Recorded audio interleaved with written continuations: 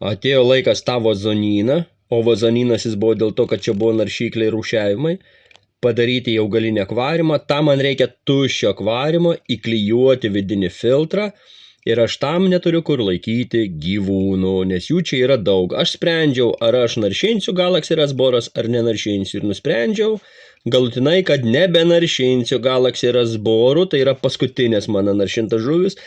Aš jų pasiliksiu kelias, sakykim, 4 žuvytės viename kube, nes turiu 3 kubus. Ten susileisiu pigmėjus, pasiliksiu mažiukus kelis koridorus ir ancestrusas aš jų neatskiriu.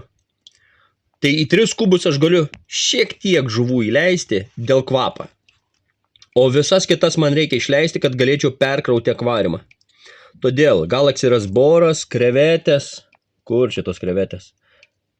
Sraigės melanijas, koridorai, iš šito akvariumą turi išeiti. Tai paskutinės mano naršintas žuvis, aš auginsiu augalus ir krevetes, žuvų naršinimu aš nebeužsiimsiu. Prašom, rašot žinutę, aš esu Klaipėdoj, kam reikia atsiunčiu.